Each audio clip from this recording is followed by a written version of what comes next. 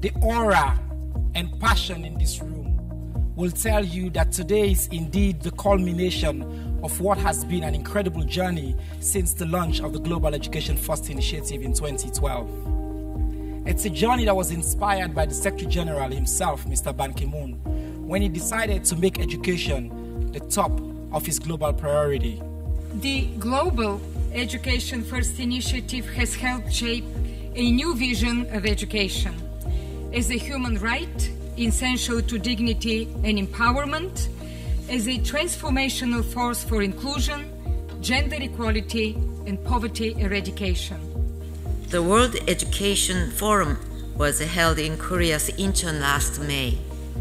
There, the international community laid out a new roadmap for education toward 2030. Yesterday, the governments of the world reached an historic agreement.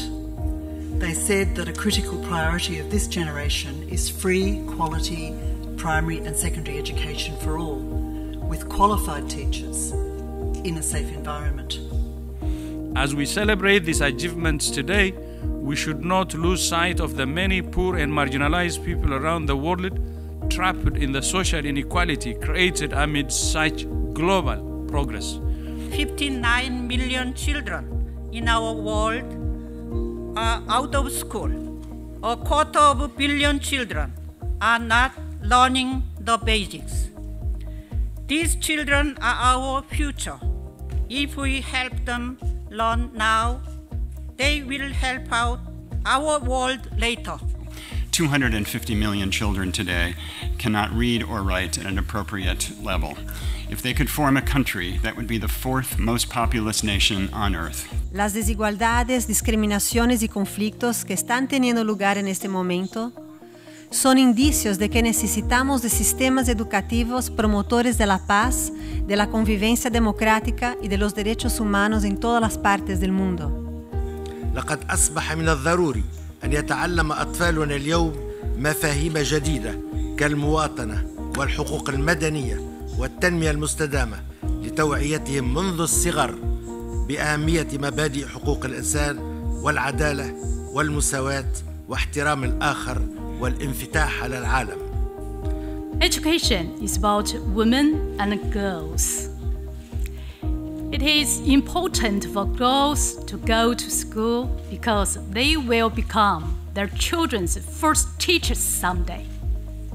The entire agenda really depends on this twin engine of education and gender equality and women's empowerment. So we want more and more women to come forward and raise their voice and take active part in this mission that every child goes to school, but especially that girls' education is prioritized, and girls need our attention right now. They need our support right now. And if we do not give support to the secondary education especially, then girls, including me, would not be able to go to school. Critical to achieving education for all children is sufficient and targeted financing. Governments must mobilise domestic resources and prioritise spending on education.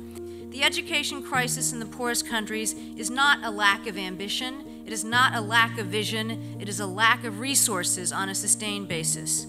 Education is a key component to addressing many common challenges. It is the most powerful weapon against radicalism and extremism. And believe me, I worked at NATO. Education is so much more powerful than any physical weapon that we see. There are 30 million displaced children around the world today. 10 million of them are refugees exiled from their country. Most of them are not receiving a school education. Many of them, unless we act, will never go through a classroom door for all their school-age years, and we must give them hope. Violence, disaster, and epidemics are pushing our progress backwards. Aid isn't coming to countries that need it the most, and extremely insufficient. The most marginalized children are left behind.